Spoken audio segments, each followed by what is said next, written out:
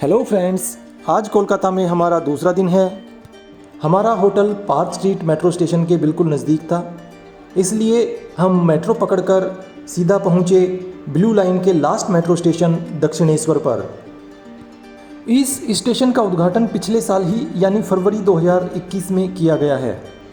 यहाँ पहुँचकर हमें ऐसा लग रहा था कि मानो हम किसी पेंटिंग एग्जीबिशन में आ गए हैं।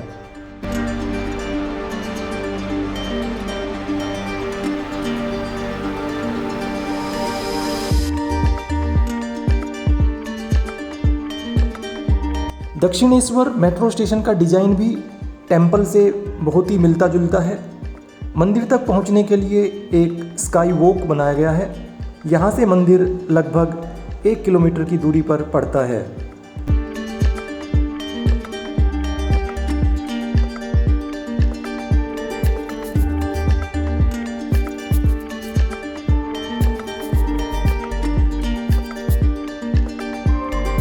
दक्षिणेश्वर मंदिर का निर्माण रानी रसमोनी ने 1855 में कराया था। कुछ वर्षों के पश्चात ही उनकी मृत्यु हो गई और उसके बाद यहाँ के जो मुख्य महंत बने रामकृष्ण परमहंस जी, जो स्वामी विवेकानंद के गुरु भी हैं। बाद में मंदिर उन्हीं की संस्था की देखरेख में आ गया। आज भी यहाँ पर स्वामी रामकृष्ण परमहंस और उनकी पत्नी माँ शारदा का एक मंदिर है।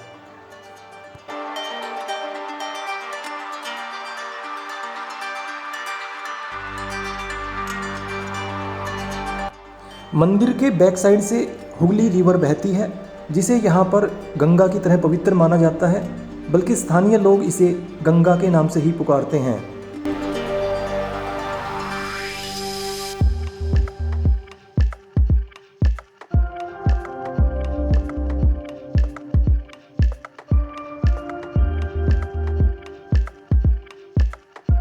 मेन टेंपल में आप मोबाइल या कैमरा नहीं ले जा सकते। गेट के पास ही लॉकर बनाए गए हैं और चार्जेज हैं केवल 3 रुपये। मंदिर के मुख्य द्वार की लेफ्ट हैंड साइड के अंदर पार्किंग है, जिसके साथ साथ यदि आप लगभग 1 किलोमीटर पैदल चलेंगे तो आपको फेरी में जाने का रास्ता मिल जाएगा, जो विवेकानंद सेतु के साथ साथ चलता है। यहाँ से फेरी पकड़कर आप बेलूर मठ जा सकते हैं और फेरी का किराया है केवल 11 रुपीज़, 11 रुपये।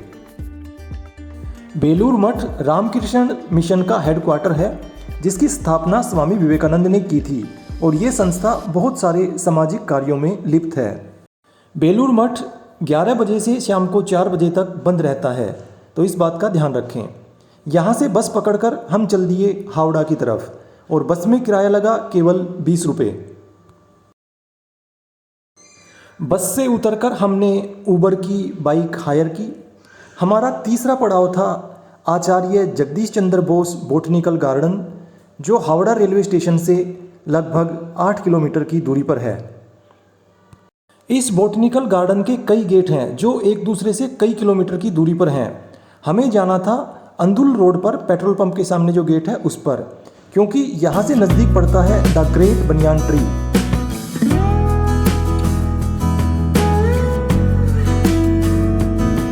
यह बरगद का पेड़ 250 वर्षों से भी अधिक पुराना है और दुनिया का सबसे बड़ा पेड़ माना जाता है।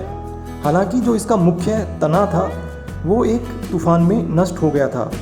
अभी इसकी 3000 से भी अधिक जड़ें हैं, जिनकी सपोर्ट पर यह पेड़ खड़ा है। यहाँ पर समय रहता है सुबह 9 बजे से शाम को 5 बजे तक और एंट्री टिकट है 10 रुपये।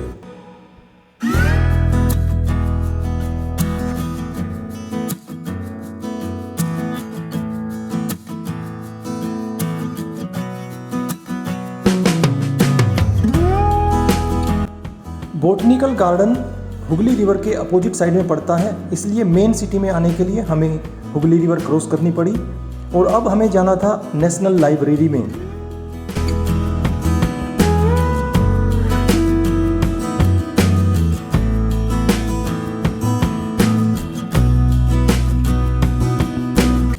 कोलकाता की नेशनल लाइब्रेरी हमारे देश की सबसे बड़ी लाइब्रेरी है और अच्छी बात यह है कि यहाँ पर विजिटर भी जा सकते हैं। लाइब्रेरी के नज़दीक ही एक और इम्पोर्टेंट मोन्यूमेंट है नेताजी भवन, जो किसी समय हमारे फ्रीडम फाइटर नेताजी सुभाष चंद्र बोस जी का निवास स्थान था। आज इस भवन को एक म्यूजियम में तब्दील कर दिया गया है। यहाँ पर नेताजी सुभाष चंद्र जी का बेडरूम और उनके जीवन से जुड़ी हुई बहुत सारी चीज़ें देखी जा सकती हैं। फर्स्ट फ्लोर पर नेताजी का बेडरूम है। ग्राउंड फ्लोर पर उनके द्वारा यूज की गई कार खड़ी है। यही वो स्थान है जहाँ पर आखिरी बार उनको देखा गया था। जब उनको घर में नज़रबंद कर लिया गया था तो यहीं से वो अंग्रेज़ों को चकमा देकर गायब हो गए थे और उसके बाद फिर वो हमेशा के लिए अंडरग्राउंड हो गए। वैसे तो नेताजी भवन के नाम से भी मेट्रो स्टेशन है, लेकिन रविंद्र सदन मेट्रो स्टेशन से भी यह जगह उतनी ही दूर पड़ती है।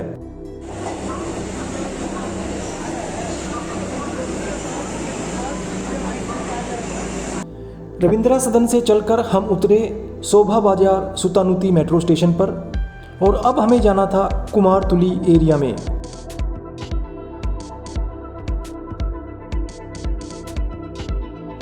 मेट्रो स्टेशन से कुमारतुली तक पहुंचने के लिए आपको लगभग 1 किलोमीटर की वॉक करनी पड़ेगी।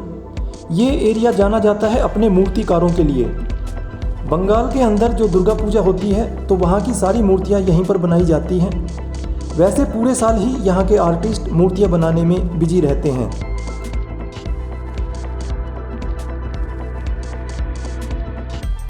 कुमारतुली से ऑटो पकड़कर हम पहुँचे उल्टा डांगा और वहाँ से फिर टैक्सी हायर करके हम चल दिए न्यू टाउन कोलकाता के लिए।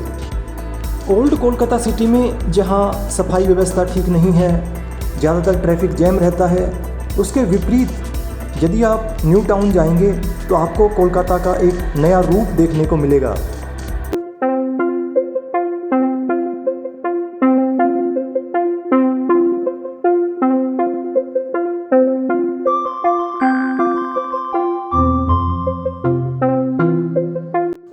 खुले चौड़े रोड, हाई राइज बिल्डिंग्स, ऐसा लग रहा था कि मानो हम दिल्ली एनसीआर में ही घूम रहे हैं।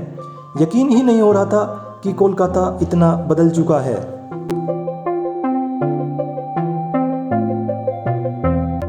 न्यू टाउन कोलकाता का मेजर अट्रैक्शन है विश्वा बांग्ला गेट, जो एक हैंगिंग रेस्टोरेंट है।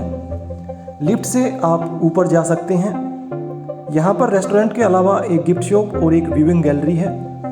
मिनिमम चार्जेस है यहाँ पर 500 रुपीज़ पर पर्सन। टाइम रहता है दोपहर 12 बजे से 3 बजे तक और फिर शाम को 7 बजे से 9:30 बजे तक। मंडे को ये रेस्टोरेंट बंद रहता है।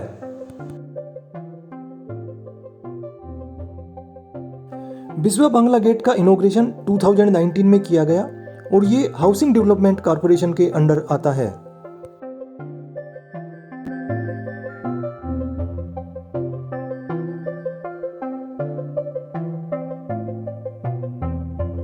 हैंगिंग गार्डन से बस पकड़कर हम आ गए इको गार्डन में, जो कोलकाता की सबसे पॉपुलर डेस्टिनेशन है।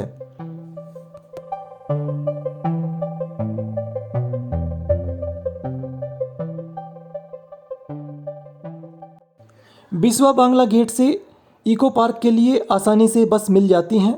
मेन पार्क में एंट्री करने से पहले हम पहुंचे मिस्टी हब, जहां पर कोलकाता की 11 प्रोमिनेंट स्वीट शॉप्स की आउटलेट हैं। हमने एंट्री की गेट नंबर 2 से। वजह थी यहाँ पर बहुत सारी एक्टिविटीज़ करने को। उन्हीं में से एक है ड्यूओ साइकिलिंग, डबल सीट वाली साइकिल, जिसके चार्जेस हैं 150 rupees for half an hour. वैसे मेन पार्क की एंट्री टिकट है 30 रुपीज़ और ये पार्क खुलता है दोपहर 12 बजे से शाम को 7:30 बजे तक।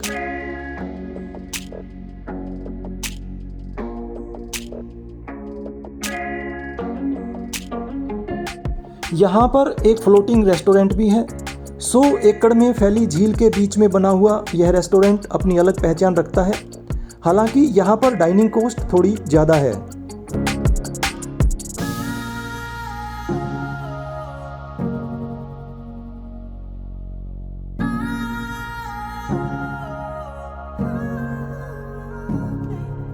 इस गार्डन को कई सेक्शन में डिवाइड किया गया है।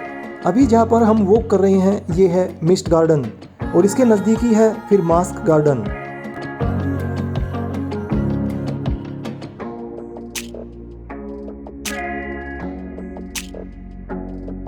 गर्मियों में यहाँ पर जाने का बेस्ट टाइम है आफ्टर 5 PM, यानी सनसेट के आसपास।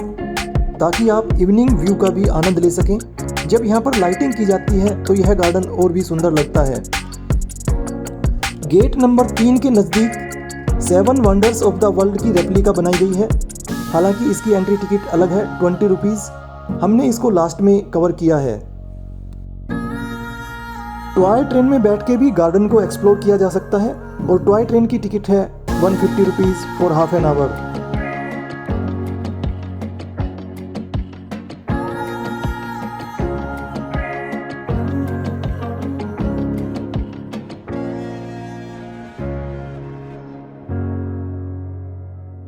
पार्किंग केवल गेट नंबर 4 के पास है। वहाँ पर हैंडीक्राफ्ट आइटम्स की एक बहुत बड़ी आउटलेट है।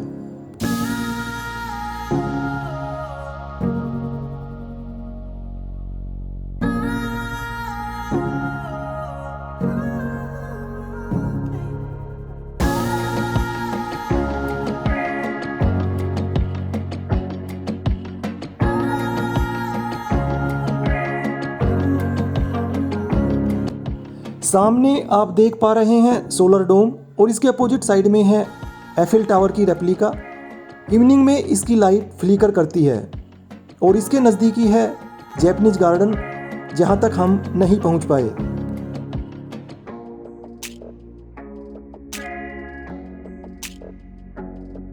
कोलकाता में पहले दिन हमने ओल्ड सिटी को एक्सप्लोर किया, विक्टोरिया मेमोरियल और उसके आसपास की हेरिटेज बिल्डिंग्स। दूसरे दिन हम यहाँ पर आए न्यू कोलकाता में और अगले दिन हमें जाना था सुंदरबन 2 दिन के लिए।